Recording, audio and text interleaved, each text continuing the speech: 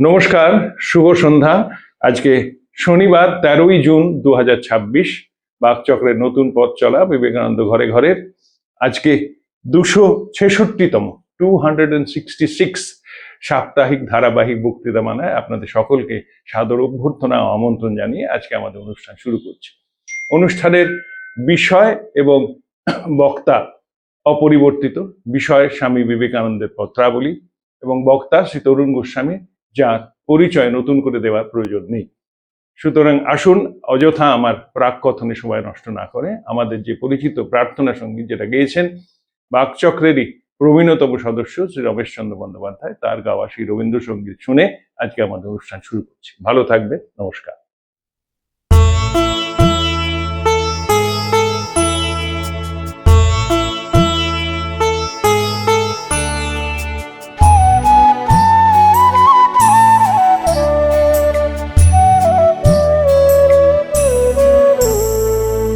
তোমারে করিয়াছি জীবনের ধ্রুবতারা, এ সমুদ্রে আরো কবু হব না গো পথোয়ারা। তোমারে করিয়াছি জীবনের ধ্রুবতারা।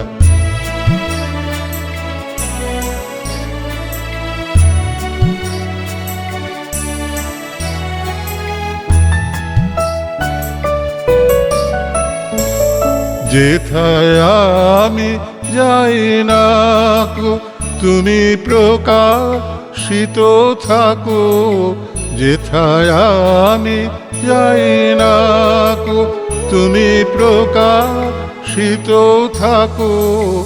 অকুল নয়ন জলে ঢালো গো কিরণ ধারা।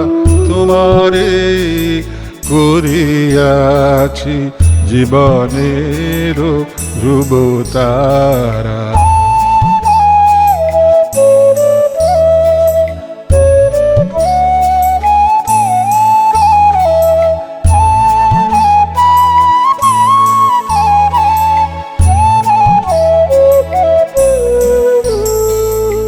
তব মুখ সদা মনে জাগিতেছে সঙ্গপানে, তিলেকো অন্তর হলে নাহিরি কুল কিনারা। তব মুখ সদা মনে জাগিতেছে সঙ্গপানে, তিলেকো অন্তর হলে নাহেরি কুল কিনারা। কখনো বিপথে যদি ভ্রমিতে চাহে হৃদি, কখনো বিপথে যদি ভ্রমিতে চাহে হৃদি, অমনীয় মুখ হেরি শরমে যে হয় সারা। তোমারে করিয়াছি জীবনের ধ্রুবতারা, এ সমুদ্রে আরো কবু হব না গো পথোয়ারা। তোমারে করিয়াছি জীবনের ধ্রুবতারা।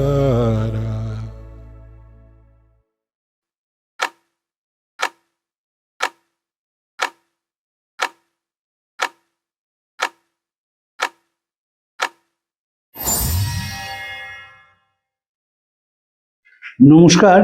আজকে স্বামী যে চিঠিটি লিখেছেন 17 ফেব্রুয়ারি 1901 জোসেফিন ম্যাকলাউডকে। প্রিয় জো, এইমাত্র তোমার সুন্দর ও সুদীর্ঘ চিঠিখানি পেলাম। মিস কর্নেলিয়া সোরাবজির সঙ্গে তোমার দেখা হয়েছিল ও তুমি তাকে পছন্দ করে জেনে আমি খুব প্রীত হয়েছি। তার বাবার সঙ্গে আমার পুনাতে পরিচয় হয়। তাছাড়া তার এক ছোট বোন আমেরিকায় ছিল, তাকেও আমি জানতাম। লিমডির ঠাকুর সাহেবের সঙ্গে যে সন্ন্যাসী পুনাতে বাস করতেন তার কথা মনে করিয়ে দিলে হয়তো কর্নেলিয়ার মাও আমাকে চিনতেন। এই যে লিমডির ঠাকুর সাহেব স্বামীজিকে বাঁচিয়েছিলেন, লিমডিতে স্বামীজির জীবনে একটা বড় দুর্ঘটনা ঘটে যেত এবং এটি ছেলের মাধ্যমে স্বামীজি জানিয়েছিলেন। তখন ঠাকুর সাহেব তার লোকজন নিয়ে আসেন এবং স্বামীজিকে একটি সন্ন্যাসী সংঘ থেকে বের করে নিয়ে চলে যান। স্বামীজি ঘুরতে ঘুরতে সেখানে পৌঁছেছিলেন এবং যেহেতু স্বামীজিরা সন্ন্যাসীরা স্বামীর সঙ্গে অত্যন্ত মধুর ব্যবহার করেন, স্বামীজি সেখানে থাকার সিদ্ধান্ত নিয়েছিলেন। বয়স কম, বুঝতে পারেননি যে তারা আসলে ও ঠিক স্বামীজিরা যে দর্শনের বড় হয়েছেন সন্ন্যাস দর্শনে সেরকম নন। ভারতবর্ষের সন্ন্যাসী সমাজের মধ্যে নানা বিকারগ্রস্ত দিকও আছে, সেটা আমরা আলোচনা করছি না, কিন্তু আছে বিষয়ে কোনো সন্দেহ নেই। তাই শ্রীরামকৃষ্ণ সবসময় বলতেন যে সাধুকে দেখবে দিনে রাতে। কেন বলতেন? বলার কারণই হচ্ছে যে আমাদের দেশে গেরুয়া পড়লেই আমরা তাকে সন্ন্যাসী ভাবি। গীতার সন্ন্যাসীর একটি অপূর্ব সংজ্ঞা দেওয়া আছে যে যে ফলকে আশ্রয় না করে কাজ করে সে হচ্ছে সন্ন্যাসী। আমি আগুন ছুলাম না বা খাবার খেলাম না, সেটা সন্ন্যাসীর লক্ষণ নয়। অনাশ্রিত কর্মফলং কারিয়ং কর্ম করতি চ সহ সন্ন্যাসী চ যোগী চ নিরগ্নি নচক্রিয়। যে আমি চুপচাপ বসে রইলাম তার মানে আমি সন্ন্যাসী, এবং আমি আগুন স্পর্শ করলাম না তাদের সন্ন্যাসী তা নয়। যে ফলকে আশ্রয় না করে কাজ করে সে হচ্ছে সন্ন্যাসী, প্রথম কথা। আশা করি তুমি বড়োদায় গিয়ে মহারানীর সঙ্গে দেখা করবে। আমি এই যে বড়োদার মহারানী, ইনি স্বামীজির খুব গুণগ্রাহী ছিলেন এবং স্বামী স্বরূপানন্দজিকেও স্বামীজি লিখবেন চিঠিতে, আমরা সেই চিঠি পড়ব। সেখানে বড়োদার মহারাজা মহারানীর কথা বলা হচ্ছে। বড়োদার মহারাজা মানে গায়কওয়াড়, তারা সেই যুগে স্বামীজিকে সাহায্য করতে এগিয়ে আসার কথা বলেছিলেন। এইখানে একটা কথা বলে রাখি, আমাদের মধ্যে বাঙালিদের মধ্যে একটা বোধ আছে যে ভারতবর্ষের সব জাতির মধ্যে আমরাই শ্রেষ্ঠ, আমরাই সবচেয়ে বুদ্ধিমান, আমরাই সবচেয়ে সংস্কৃতিবান এবং আমাদের মতো জাতি কোথাও নেই। এর বড় কারণ হচ্ছে ইস্ট ইন্ডিয়া কোম্পানি বাংলাদেশে আসে এবং ইস্ট ইন্ডিয়া কোম্পানির সাথে মেশার ফলে বাঙালি সবচেয়ে আগে আধুনিক সভ্যতার আলো বা আধুনিক সভ্যতার যে স্বাদ পেয়েছিল এবং সেই স্বাদ পাওয়ার জন্যে বাঙালির সে অহংকার এখনো থেকে গেছে। কিন্তু বাঙালি, স্বামীজি যারা বারবার দুঃখ করেছেন যে বাঙালি খুব ভালো কিন্তু সব শুনবে কিন্তু দানের বেলায় হাত এগোয় না। আর বিবেকানন্দের সমস্যা ছিল যে কায়স্থ হওয়ার জন্যে স্বামীজির ভেতর থেকে একটা অদ্ভুত স্বামীজির প্রতি রেজিস্ট্যান্স বাঙালির ছিল। বাড়িতে যে বিবেকানন্দের ছবি রাখা হতো না তার বড় কারণ হচ্ছে একই কায়স্থ, দ্বিতীয়ত সাহেবরা লোকটাকে ব্র্যান্ড করে দিয়েছে অ্যাজ ন্যাশনালিস্ট, তার জন্য বাড়িতে ছবি রাখতে ভয় পেত লোকে। আমি একটা সার্ভে করছি যে কোনো যারা কলকাতার পুরনো পরিবার কারুর বাড়িতে বিবেকানন্দের ছবি ছিল না, কারুর বাড়িতে। তার কারণই হচ্ছে যে ওই সাহেবরা বলে দিচ্ছিল যে লোকটা টেররিস্ট বা টেররিস্ট আন্দোলনের সঙ্গে যুক্ত, সেই ভয়তে লোকে বিবেকানন্দের ছবি বাড়িতে রাখতো না। আমি আবার দৃঢ়তার সঙ্গে বলছি, খুব অতি দৃঢ়তার সঙ্গে বলছি যে বিবেকানন্দ চর্চা সেইভাবে শুরু হয়েছে 1980 সাল থেকে, যে চর্চার বয়স মাত্র 46 বছর। বিবেকানন্দ চলে যান 1902 সালে।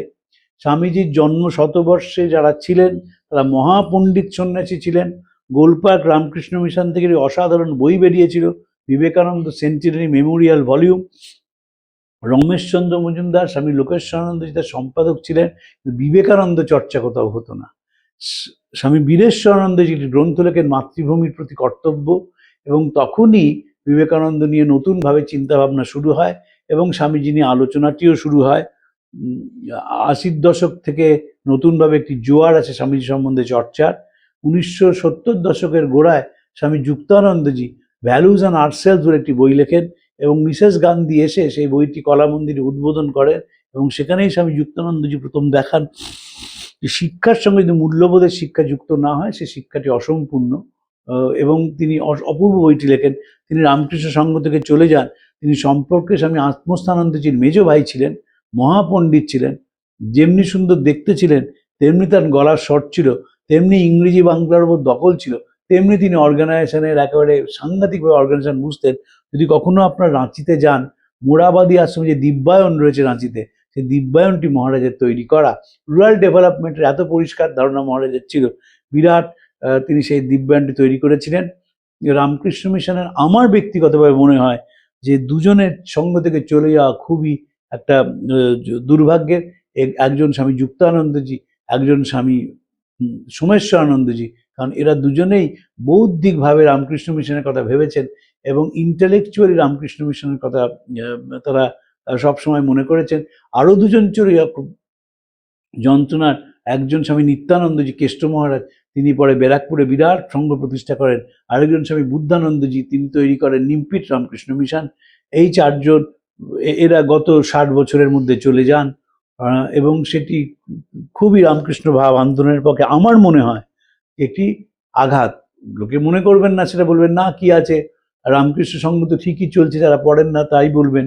কিন্তু স্বামী যুক্তানন্দজির চলে যাওয়াটা, কারণ তার নিবিড় সঙ্গ করেছি, তিনি আর বাবার সঙ্গে প্রেসিডেন্সি কলেজে পড়তেন, কি অসাধারণ মেধার মানুষ ছিলেন, কিভাবে বিবেকানন্দকে বুঝতেন, কিভাবে বিবেকানন্দকে বোঝাতেন। তিনি সেই যুগে 80-র দশকে, তখন তো ঘোর সিপিএম এর রাজত্বকাল শুরু হয়েছে, প্রত্যেকটি কলেজে গিয়ে সেখানে তিনি ছাত্রদের বক্তৃতা দিতেন স্বামী সম্বন্ধে। এবং তার যে রাসবিহারী অ্যাভিনিউয়ে ফ্ল্যাট ছিল, সেখানে কলকাতা শহরের শ্রেষ্ঠ ছাত্ররা গিয়ে স্বামীজির কথা শুনতেন। এখন কল্পনা করা যায় না, এখন তো প্ল্যাটফর্ম আছে, এখন তখন তো স্বামীজির বাড়ি নেই। গোলপার্কে এরকম চর্চা হতো না। স্বামী রঙ্গনাথন যখন গোলপার্কে ছিলেন, তিনি প্রত্যেক বুধবার ছাত্রদের জন্য কর্মযোগ বলতেন এবং শেষ 15 মিনিট সোশ্যাল এটিকেট নিয়ে কথা বলতেন। তার যারা ছাত্র ছিলেন তাদের সঙ্গে আমার কয়েকজনের সঙ্গে আমার পরিচয় আছে। যুক্তানন্দজি জেনারেশন বলে একটা দল তৈরি করেছিলেন এবং কলকাতা যারা শ্রেষ্ঠ ছাত্র, যারা এখন আমেরিকায় বিভিন্ন ইউনিভার্সিটিতে গবেষণা করে তারা অত্যন্ত সাফল্যের সঙ্গে কাজ করতেন, তারা সবাই মহারাজের কাছে আসতেন। এবং মহারাজ রোদসী বলে একটা কাগজ বের করতেন। শ্রীরামপুরে তার বিরাট তুলসীচরণ গোস্বামীর বাড়িতে সেন্টার ফর ভ্যালুস করেছিলেন এবং শীতাংশু চক্রবর্তীর সঙ্গে মিশে তিনি IIM জোকায় বিবেকানন্দ সেন্টার, যে ভ্যালু এডুকেশনের সেন্টার রয়েছে, সেটি প্রতিষ্ঠা যে শীতাংশু করেন, তার প্রেরণাদাতা ছিলেন যুক্তানন্দজি। দুজন তার ব্যক্তিগত জীবনে খুব বন্ধু ছিলেন, একজন ডক্টর শীতাংশু চক্রবর্তী আর একজন অধ্যাপক অম্লান দত্ত। এদের সঙ্গে মহারাজ অনেকক্ষণ ধরে কথা বলতেন। আমি মহারাজের নিবিড় সঙ্গ করেছি, আমি রোজ যেতাম মহারাজের কাছে, গল্প করতাম, শিখতাম অনেক কিছু। সত্যকৃষ্ণ মহারাজ আমাকে দেখা হলেই বলতেন যে তোর দুজন মাথা খেয়েছে, একজন কানাইদা মানে স্বামী লোকেশ্বরানন্দজি, আরেকজন স্বামী যুক্তানন্দজি। এই কথাটা কেন বলছি, তার কারণ স্বামীজি বলেছিলেন রামকৃষ্ণ ভাব আন্দোলন হচ্ছে বৌদ্ধিক আন্দোলন। বলেছিলেন বাবা, অনেক ছেলে জুটিয়ে আন, কিন্তু বোকা ছেলে আনিস না, বোকা হলে এই আন্দোলনটাকে বুঝবে না, হুজুগে পরিণত করবে। স্বামীজির ভয় ছিল। তো জোসেফিন ম্যাকলাউডকে সেখানে লিখেছেন এবং সেখানে তিনি এই ডিমডি রাজার কথা বলেছেন, একজন সন্ন্যাসীর কথা বলেছেন, একটি পরিবারের কথা বলেছেন, তার সঙ্গে স্বামীজির কলকাতা এবং আমেরিকায় যোগ হয়েছিল। আমি আগের চেয়ে অনেক ভালো আছি এবং কিছুকাল এইভাবে থাকবো বলেই বিশ্বাস। আমি এইমাত্র মিসেস সেভিয়ারের কাছ থেকে একখানি চমৎকার চিঠি পেয়েছি, তাতে তিনি তোমার সম্বন্ধে কত সব ভালো কথাই না লিখেছেন। এরপরের দুটো লাইনের জন্য চিঠিটা পড়া। মিস্টার টাটার সঙ্গে তোমার দেখা হয়েছিল এবং তাকে খুব দৃঢ়চেত ও সজ্জন ব্যক্তি তোমার মনে হয়েছে জেনে বিশেষ খুশি হলাম। বম্বে যাওয়ার মতো শক্তি যদি পাই তবে সেখানে যাবার আমন্ত্রণ আমি অবশ্যই গ্রহণ করব। তুমি যে জাহাজে কলম্বো যাবে তার নাম অবশ্যই তার করে জানিও। আমার আন্তরিক ভালোবাসা নেবে, তোমার স্নেহশীল বিবেকানন্দ। এই জামশেদজি টাটার সঙ্গে জোসেফিন ম্যাকলাউডের দেখা হয়েছিল এবং টাটা জোসেফিন ম্যাকলাউডকে বলেছিলেন যে জাপানে যখন স্বামীজি রাস্তা দিয়ে হাঁটতেন তখন জাপানিরা রাস্তা ছেড়ে দিত এই বলে যে ক্লাসিক গড বুদ্ধ রাস্তা দিয়ে হাঁটছেন। টাটা স্বামীজির সঙ্গে জাপানে অন্তরঙ্গভাবে মেশেন, ওরিয়েন্টাল হোটেলে দুজনে ছিলেন, একসঙ্গে একটি দেশলাই কারখানায় যান। সে দেশলাই তৈরির কারখানায় গিয়ে দেখেন যে স্বামীজিকে সাদা পোশাকের পুরুষেরা অনুসরণ করছে। জাহাজের টিকিট পাল্টিয়ে, স্বামীজি তো নিউ ইয়র্কে গিয়ে নামার কথা, টিকিট পাল্টিয়ে তিনি অন্য জাহাজের টিকিট কাটেন এবং সেখানে ভ্যাঙ্কুভারে গিয়ে নামেন। মণিশঙ্কর মুখার্জির এই নিয়ে চমৎকার লেখা আছে যে স্বামীজি তখন শরীর খারাপ এবং টাটা পাশের ঘরেই স্বামীজিকে রেখেছিলেন এবং যেহেতু টাটা স্বামীজির পাশের ঘরে রয়েছেন আর কেউ কোনো উচ্চবাচ্য করতেন না, কারণ টাটা তখনই ভারতবর্ষের ধনীতম মানুষ, যেটি কিন্তু বিল্লারা নয়। 1893 সালে তখনই টাটা বিখ্যাত হয়ে গেছেন এবং স্বামীজিকে যে টাটা চিঠি লিখেছিলেন 1898 সালে যে আপনার মনে হয় আমাকে মনে আছে, আপনার সঙ্গে আমি জাহাজের সঙ্গী ছিলাম। ভাবুন চিঠির ভাষা, হিউমিলিটিটা ভাবুন। আমি এদেশে একটি শিক্ষা প্রতিষ্ঠান করতে চাই, যার জন্য 33 লক্ষ টাকা রেখে দিয়েছি। 1893 সালে 33 লক্ষ টাকার ঠিক মূল্য কত আমরা এখন হিসেব করতে পারি না। কেউ বলে 33 কোটি, কেউ বলে 330 কোটি, যাই হোক, হিউজ অ্যামাউন্ট, এ বিষয়ে কোনো সন্দেহ নেই। এবং স্বামীজিকে বলেন এখানে কি পড়ানো হবে? পড়ানো হবে basic science, natural science, metaphysics, ethics, psychology. আজ অবধি কোনো প্রতিষ্ঠান, ইন্টারডিসিপ্লিনারি স্টাডিজ আমরা বলি না, কোথাও পড়ানো হয় না। আইআইটিতে ফিলোসফি পড়ানো হয়, আমার মাস্টারমশাই অধ্যাপক শঙ্করী প্রসাদ ব্যানার্জি, তিনি আইআইটি খড়গপুরে ফিলোসফি পড়াতেন। কিন্তু টাটা সেই যুগে স্বপ্ন দেখছেন যে ইন্টারডিসিপ্লিনারি স্টাডিজের কথা, সেখানে ন্যাচারাল সায়েন্স, বেসিক সায়েন্স পড়ানো হবে, তার সঙ্গে এথিক্স, মেটাফিজিক্স এবং সাইকোলজি পড়ানো হবে। একটু টাটার কথাই আজকে বলবো, কারণ জোসেফিন ম্যাকলাউডের সঙ্গে টাটার দেখা হয়েছিল, স্বামীজি খুব খুশি হয়েছিলেন। স্বামীজিকে টাটা অনুরোধ করেছিলেন বম্বে যাওয়ার জন্য, এবং ওই যে প্রতিষ্ঠানটি করছেন বলেছেন আপনি এর মাথায় বসুন এবং একটি প্যাম্পলেট ছাপান, কারণ এই প্রতিষ্ঠানে ভারতীয় ব্রহ্মচর্য যেভাবে পড়ানো হতো সেভাবে ভারতের যে ব্রহ্মচর্য আশ্রমগুলো ছিল সেই রকম থাকবে। এইটি পাশ্চাত্য জগৎ বুঝলো না। আমাদের যে টিচিং মেথড ছিল, সেই টিচিং মেথডে highest development of N intellect of N individual হয়। আমরা যে শিক্ষার মধ্যে দিয়ে পড়াশোনা করি বা ইংরেজি শিক্ষা, এতে কিন্তু হাইয়েস্ট ডেভেলপমেন্ট হয় না, সেকশনাল নলেজ হয়। কিন্তু উপনিষদ যে পদ্ধতিতে পড়ানো হতো, যে পদ্ধতিতে ব্রহ্মসূত্র পড়ানো হতো, ঋষিরা এমনভাবে পড়িয়েছিলেন যে একটা মানুষের কম্প্রিহেন্সিভ ডেভেলপমেন্ট হয়।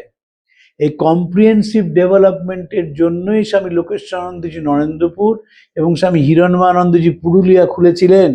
কিন্তু মুশকিল হচ্ছে যে আপনি যখনই কোনো স্কুল খোলেন, তাকে সেই রেসপেক্টিভ রাজ্যের বোর্ডের কোর্স ফলো করতে হয়। সেই কোর্স ফলো করতে হয় বলে আর কম্প্রিহেন্সিভ ডেভেলপমেন্ট হয় না, সেকশনাল নলেজ নিয়ে থাকতে হয়। সাহেবদের পড়াশোনা সবসময় সেকশনাল নলেজ ছিল, তাই ইংরেজি শিক্ষা কোনো মানুষকে উদার করেনি, তাকে একভাবে ভাবিয়েছিল। অবাক হয়ে যাবেন ভাবলে যে কলকাতার নতুন একটি গোষ্ঠী তৈরি হয়েছে, তারা কলকাতার ইতিহাসকে কলকাতার মতো করে দেখতে চায়, কটনের চোখ দিয়ে নয়। কলকাতার সাধারণ ডক্টর দেবাশিস বোসের নেতৃত্ব দেন এবং কলকাতার পুরাকথার যে দ্বিতীয় এডিশন সেটি বেরোচ্ছে মে মাসের, পড়বার মতো বই। ফার্স্ট এডিশনটা পাওয়া যায় না, সেটিও পড়বার মতো, এটি অসাধারণ। সাহেবরা লেখেইনি কলকাতার শিখ কমিউনিটি নিয়ে, কলকাতার জৈন কমিউনিটি নিয়ে, কলকাতার টেম্পলস নিয়ে, কলকাতার মন্দির পড়বার মতন। ওই যে মাথায় ঢুকে গিয়েছিল জোপচান্নক 1690 সালে কলকাতা তৈরি করেছেন তা নয়, এত প্রাচীন শহর, সেই শহরটি দেখা, মানে এই শহরের কবে তৈরি ছিল কেউ জানে না। যারা জিও অ্যানথ্রোপোলজিস্ট তারা এখন বলছে যে আমরা যেখানে আলোচনা করছি তার খুব কাছে রাজাবাজারের মোড়ে ধান পাওয়া গেছে। তাদের কাজই হচ্ছে যে মাটি খুঁড়ে পোলান গ্রেন আবিষ্কার করা। সেই পোলান গ্রেন বলছে এর বিস্তীর্ণ অঞ্চলে ধানের জমি ছিল। পড়বার মতো বই। তাই নিয়ে খুব আমি এদের সঙ্গে যুক্ত হয়েছি ইদানিংকালে জ্ঞান অর্জনের জন্যে, যে এরা পুরনো জায়গা খুঁড়ে খুঁড়ে খুঁড়ে খুঁড়ে ওই মাটির তলা থেকে পোলান গ্রেন আবিষ্কার করে সে কতদিনের পুরনো পোলান গ্রেন সেটি দেখে। তো সেই জন্য টাটা কি করেছিলেন যে এখানে প্রতিষ্ঠানটি হবে, সেটি এইসব পড়ানো হবে, এথিক্স, সাইকোলজি পড়ানো হবে, কিন্তু সেটি ভারতবর্ষের ব্রহ্মচর্য আশ্রমের যে কথা বলা আছে সেই ধরনের হবে, রেসিডেন্সিয়াল শুধু হবে না, it will be very closely associated with philosophy. সাহেবদের তো ফিলসফি নেই, সাহেবদের রিলিজন মানে হচ্ছে গড, যে গড আপনি ভুল হলে আপনার কান মুলে দেবে। তাই জন্য আপনি সারা সপ্তাহ যতই যাই করুন না কেন, রোববার দিন ধবধবে জামা কাপড় পরে গির্জায় গিয়ে সেখানে কনফেস করলে সব মুকুব হয়ে গেল।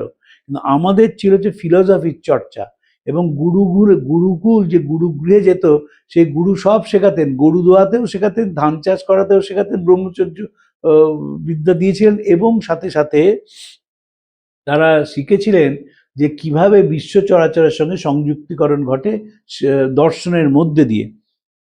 আমাদের দেখবেন আমাদের যে প্রাচীন যে সেখানে ব্রহ্মচর্যের উপর জোর দেওয়া হয়েছে। ব্রহ্মচর্য মানে একদম পারফেক্ট মানে concentration the subject you are pursuing, এ কিন্তু ব্রহ্মচর্য বলে। এমন কনসেন্ট্রেশন, আমি যেটার মধ্যে রয়েছি সেটার মধ্যে আছি। যেন আমাদের বলা হয় ছাত্রা না অধ্যয়নং তপ, অধ্যয়নটা তপস্যা, সাহেবরা কিন্তু বলে না অধ্যয়ন তপস্যা। তুমি তুমি কাবডিশও মাসতে পারো, পিএইচডিও করতে পারো, একটা ডিগ্রিও পেয়ে যেতে পারো। আমাদের তা ছিল না। এই টাটা সেইটি চেষ্টা করেছিলেন। বিবেকানন্দ প্যাম্পলেট লিখতে পারেননি তার কাজের চাপের জন্য। 1898 সালে চিঠিটা এসছে, স্বামীজি 1897 রামকৃষ্ণ মিশন তৈরি করেছেন, 1899 সালে দ্বিতীয়বার বিদেশে গেছেন, 1900 সালে শেষে ফিরেছেন, 1901 সালে স্বামীজি পূর্ববঙ্গে গেছেন, তারপর মায়াবতী গেছেন, 2 সালে স্বামীজির শরীর চলে গেছে। কিন্তু টাটার খুব ইচ্ছে ছিল স্বামীজির সঙ্গে যোগাযোগ করার, এবং টাটাকেই স্বামীজি জাহাজে বলেছিলেন যে স্টিলের উৎপাদন করতে আনতে যাচ্ছ আমদানি, শুধু আমদানি বা দেশটায় কাটে আমদানি নয়, তোমাকে মনে রাখতে হবে যে ভারতবর্ষের ছাত্রদের পঠন পাঠনের জন্য গবেষণামূলক প্রতিষ্ঠান তৈরি করার প্রয়োজন। যখন সেই এই প্রস্তাব নিয়ে, এই প্রতিষ্ঠানের প্রস্তাব নিয়ে টাটার বোন এবং পারিবারিক বন্ধু মিস্টার পাতসা তার লর্ড কার্জনের সঙ্গে দেখা করলেন বোম্বেতে, কার্জন বললেন ভারতবর্ষে এই শিক্ষা প্রতিষ্ঠানের কোনো প্রয়োজন নেই। তারা দুজনেই স্বামীজির সঙ্গে কথা বললেন। কলকাতায় এসে বেলুর মঠে রুদ্ধদ্বার কক্ষে আলোচনা হলো। কি আলোচনা হয়েছিল কেউ জানে না, কিন্তু প্রবুদ্ধ ভারত কাগজ পরপর 2টি এডিটোরিয়াল লিখলো। একটি এডিটোরিয়ালে স্বামীজি বললেন টাটা ভারতবর্ষের শিক্ষার ক্ষেত্রে যা করেছেন সেটির জন্য সোনার মূর্তি করে বম্বে পোর্টে রাখা উচিত, এবং দ্বিতীয় এডিটোরিয়ালটিতেও টাটার যে এই পরিকল্পনার কথা সেদিকে বিবেকানন্দ সমর্থন জানিয়েছিলেন। শুধু তাই নয়, জামশেদপুরে যে খনিজ বস্তু আছে সেটিও টাটার সঙ্গে একজন বিখ্যাত জিওলজিস্টের পরিচয় করিয়ে দেন, তার নাম প্রমথনাথ বসু। এবং এই প্রমথনাথ বসুর স্বামীজির একটি জীবনী আছে, এবং প্রমথনাথ বসুর ছেলে, তিনি বিখ্যাত চিত্র পরিচালক ছিলেন, তার নাম মধু বসু, এবং তার স্ত্রী সাধনা বসু। তারা আবদুল্লাহ মর্জিনা দেখেছেন, সেই মধু বসু সাধনা বসুরই প্রথম আবদুল্লাহ মর্জিনা। তো জামশেদজি টাটা বিবেকানন্দের বন্ধু হয়ে গিয়েছিলেন। কেন বন্ধু হয়ে গিয়েছিলেন? টাটা তো স্বামী থেকে বয়সে বেশি ছিলেন, কিন্তু দেখেছিলেন এই ছেলেটির মধ্যে একটা জ্বলন্ত উৎসাহ আছে, সেইটিকে টাটা আবিষ্কার করেন। এবং যে বিলেতে গিয়ে নেমেছিলেন দুজনে, সেটি খুব অসাধারণ। তাদের এই জাহাজের অভিজ্ঞতা, জাহাজে স্বামীজির সঙ্গে যাচ্ছেন টাটা, প্রথমবার যখন বিদেশে যান স্বামীজি, টাটার সঙ্গে তার ঘনিষ্ঠতা তৈরি হয়। আমাকে শঙ্করী বাবা কথা বলতেন, দেখো স্বামীজি যখন কোথাও যেতেন না, চোখ দিয়ে সেই জায়গাটা চুষে নিতে পারতেন। তার জন্য রাজস্থানের কিভাবে মেয়েরা পোশাক পরছেন, কোথায় খনিজ বস্তু পাওয়া গেছে, কোথায় কখন গরম হয়, এ সম্বন্ধে স্বামীজির খুব পরিষ্কার ধারণা ছিল। আপনারা দেখবেন স্বামীজি একটি চিঠিতে সিস্টার নিবেদিতা, আমরাও সেখানে ঘরে ঘরেতে পাঠ করেছি, সেখানে বলছেন এখানকার গরম সান ফ্রান্সিসকোর মতন। কেন বলতে পারছেন? বলতে পারছেন হচ্ছে যে একদম পরিষ্কার চোখ দিয়ে দেখেছিলেন। এবং স্বামীজির মনে হয়েছিল যে আধ্যাত্মিক মানুষ মানে অল স্কোয়ার ইন্ডিভিজুয়াল।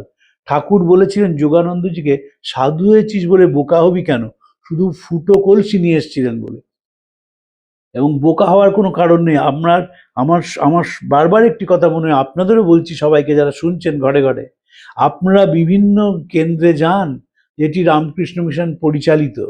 এই কেন্দ্রগুলো যখন যাবেন, আপনাদের কাছে স্বনির্বন্ধ অনুরোধ, ওই হুড়ুমতালে যাবেন না। সকালে গেলাম, দুম করে দুপুরে প্রসাদ পেলাম, মহারাজ কি সুন্দর খিচুড়ি খেলাম, লাবড়া খেলাম, চলে এলাম, করবেন না। একদিন থাকবেন এবং ওখানকার স্বামীজিদের জিজ্ঞেস করবেন আপনারা আশেপাশে কি কাজ করছেন, আমাদের সেখানে নিয়ে চলুন। এই কাজের মধ্যে দিয়ে রামকৃষ্ণ মিশনকে দেখা। রামকৃষ্ণ মিশন মানে একটি বাড়ি নয়, রামকৃষ্ণ মিশন মানে তার অঞ্চলের যে কাজ। আমি যখন দেওঘর রামকৃষ্ণ মিশনে গিয়েছিলাম, আমি স্বামী সর্বজ্ঞানন্দজিকে বলেছিলাম যে আপনি আমাদের এই যে গ্রামের কাজগুলো হচ্ছে, সেই গ্রামের কাজটা দেখাবেন। এবং তিনি ব্যবস্থা করেছিলেন, আমার এক্সাইজের গুরু কমল ভান্ডারী, কলকাতার তদানীন্তন পুলিশ কমিশনার গৌতম মোহন চক্রবর্তী এবং তার স্ত্রী, যারা ছাত্র জীবনে সর্বজ্ঞানন্দজির 1 বছর সিনিয়র ছিলেন এমএসসি পড়ার সময়। এবং আমি গিয়েছিলাম। গ্রামের কাজ না দেখলে রামকৃষ্ণ মিশন কি করেছে বোঝা যাবে না। তাই যেমন ঠাকুর আছেন, মন্দির আছেন, মন্দিরটা দিয়ে দেখলেন ছাতে কি কাজ হচ্ছে, স্বামীজিদের বললে তারা খুব খুশি হবেন। যেমন ধরুন বেনারসে আমরা যাই, সেবাশ্রমটা দেখে প্রণাম করে চলে আসি এবং সবাইকে বলি মা এখানে আশীর্বাদ করেছিলেন 10 টাকা দিয়ে। কিন্তু সেবাশ্রম যে গ্রামে কাজগুলো করে বেড়ায়, সে কাজের যে কি বিপুল ভূমিকা রয়েছে, প্রত্যন্ত জায়গায় কিভাবে মানুষকে শিক্ষা দেওয়ার জন্য আপ্রাণ চেষ্টা করছে এবং আধুনিক পদ্ধতিতে শিক্ষাদান চলছে, সেটি দেখবেন। সেটি তো রামকৃষ্ণ ভাব আন্দোলন। তো টাটা স্বামীজি টাটার আন্দোলনকে স্বামীজি সমর্থন জানিয়েছিলেন। এবং মনে রাখবেন, স্বামীজি চলে যান 1902 সালে, জামশেদজি চলে যান 1904 সালে, এবং নিবেদিতা লেগে থাকেন। নিবেদিতা যখন দ্বিতীয়বার বিদেশে যান, তখন ইংরেজদের এডুকেশন ডিপার্টমেন্টের অফিসারদের বলেন এইরকমই প্রতিষ্ঠানের কথা। তারা বলেন আমরা প্রিন্সিপালি এগ্রি করছি, কিন্তু এটা আমাদের স্কিম অফ থিংসে নেই। নিবেদিতা ফিরে আসেন এবং দুজনকে চিঠি লেখেন, অনেককে চিঠি লেখেন। দুজন রেসপন্ড করেছিলেন। একজন উইলিয়াম জেমস, স্বামীজির বন্ধু ছিলেন, আমরা আলোচনা করেছি, তার সঙ্গে স্বামীজির দেখা হয়েছিল প্যারিসে। তিনি অভেদানন্দজির অত্যন্ত কাছের লোক ছিলেন। উইলিয়াম জেমস এবং প্যাট্রিক গ্যাডেস, তারা দুজন বলেন যে ঠিক আছে, আমরা এটাকে সমর্থন করছি, কিন্তু শিক্ষা পদ্ধতিটি যেন অসাম্প্রদায়িক হয়। এবং টাটা তারপর স্বামী নিবেদিতা লেগে থাকেন। 1909 সালে টাটার এই প্রতিষ্ঠানটি তৈরি হয়, যার এখনকার নাম ইন্ডিয়ান ইনস্টিটিউট অফ সায়েন্স। আমার মনে আছে স্বামীজির জন্মের ১৫০ দুজন সন্ন্যাসী এবং আমি গিয়েছিলাম বক্তৃতা করতে, এবং টাটা কোম্পানির বম্বে থেকে অনেক উচ্চপদস্থ অফিসার এসেছিলেন। বিষয় ছিল জামশেদজি টাটা এবং স্বামীজি, স্বামী আত্মপ্রিয়ানন্দজি, স্বামী সর্বগানন্দজি, এবং আমি গিয়েছিলাম। এবং সেখানে স্বামী আত্মপ্রিয়ানন্দজি অনবদ্য বক্তৃতা রেখেছিলেন। এমন বক্তৃতা রেখেছিলেন যারা ওখানে উপস্থিত ছিলেন তারা অবাক হয়ে যান। এবং আমি যখন টাটার সঙ্গে স্বামীজির ঘনিষ্ঠতার কথা বলি, তারপর তারা বলেন এসে যে আপনি বম্বেতে আসুন এবং এটি আমরা জানি না, এই সম্বন্ধে বিশদ বই লিখুন, আমরা আপনাকে সর্বতভাবে সাহায্য করব। জামশেদজি টাটা শুধুমাত্র আমরা মনে করি যে একটি স্টিলের কারখানা করেছিলেন, তা নয়। স্টিলের কারখানা করার থেকে অনেক বড় কাজ, যেভাবে তিনি গবেষণার কাজকে এগিয়ে দিয়েছিলেন এবং যেখানে বিবেকানন্দের সমর্থন তিনি পেয়েছিলেন, নিবেদিতা তার সঙ্গে লেগেছিলেন, এটা আমাদের সকলের শ্রদ্ধার সঙ্গে স্মরণ করা উচিত। জোসেফিন ম্যাকলাউড টাটাকে দেখেছিলেন এবং টাটার সঙ্গে তার যা আলাপ করে ভালো লেগেছিল জেনে স্বামীজি খুশি হয়েছিলেন। জামশেদজি টাটা জোসেফিন ম্যাকলাউডকে স্বামীজি জাহাজে যাওয়ার দিনগুলি এবং জাপানে থাকার দিনগুলির কথা বলেন। স্বামীজি দ্বিতীয়বার জাপানে যেতে ওকাকুরা থেকে নেমন্তন্ন করেন, কিন্তু যেতে পারেননি শরীর খারাপের জন্য। কিন্তু তার শিষ্যকে জাপানে পাঠিয়েছিলেন, স্বামী সদানন্দজিকে। এবং স্বামী সদানন্দজি জাপানে গিয়েছিলেন, কিভাবে জাপানিরা আস্তে আস্তে উন্নতি করছে সে বিষয়ে তিনি এসে স্বামীজিকে বলেন এবং স্বামীজি অত্যন্ত খুশি হন। জাপান সম্বন্ধে স্বামীজি বলেছিলেন জাপান এশিয়ার নতুন জাত। আবার এই কথাও ন্যান্সি হ্যান্সব্রোকে লিখেছিলেন, যদি এই সভ্যতার সঙ্গে আধ্যাত্মিকতা যোগ না হয় তাহলে কি বিপদ এই দেশের হবে, সেটা ভেবে আমি শঙ্কিত হয়ে পড়ি। ন্যান্সি হ্যান্সব্রো চিঠি যখন পড়বো 1902 সালে, আমরা সেটা নিয়ে বিশদে আলোচনা করব। কিন্তু আজকে আমাদের আলোচনা হলো টাটা এবং স্বামীজিকে নিয়ে। এবং জোসেফিন ম্যাকলাউড টাটাকে দেখেছিলেন, টাটার স্বামীর সম্বন্ধে উচ্ছ্বসিত প্রশংসা করেছিলেন। স্বামীজির ব্যক্তিত্ব আকর্ষণ করেছিল টাটাকে, কথাবার্তায় মুগ্ধ হয়েছিলেন স্বামীজি। তার দর্শন চিন্তায় টাটা শ্রদ্ধা না জানিয়ে পারেননি, তাই চিঠি লিখেছিলেন, আপনার মনে আছে আমি জামশেদজি টাটা আপনার সঙ্গে জাহাজে করে পাশ্চাত্যে গিয়েছিলাম এবং আমি এইটি ব্যবস্থা করেছি। নিবেদিতা এই টাটা সম্বন্ধে এত মিথ্যে প্রচার করতে শুরু করেন। লর্ড কার্জন স্টেটসম্যান কাউন্সিলের বিরাট চিঠি লেখেন এবং সেই চিঠিতে লর্ড কার্জন বলতে শুরু করে যে টাটা এই যে প্রচার, এই যে 133 লাখ টাকা রেখেছেন, তিনি তার ব্যক্তিগত প্রচার চান, তাই জন্যই রেখেছেন। দেখুন, একটা কথা মনে রাখবেন, আমেরিকানদের মধ্যে কোনো কুচুটেপানা নেই, ব্রিটিশদের মধ্যে আছে। এবং সেই কুচুটেপানা আমাদের মনগুলোকে বিষিয়ে দিয়েছিল। তারা এমনভাবে প্রোপাগান্ডা শুরু করেছিল যেন টাটা একটা ভিলেন। নিবেদিতা তার প্রতিবাদ করেন এবং স্টেটসম্যানে বিরাট চিঠি লেখেন যে টাটার এই কাজের সঙ্গে তার ব্যক্তি স্বার্থের কোনো যোগাযোগ নেই।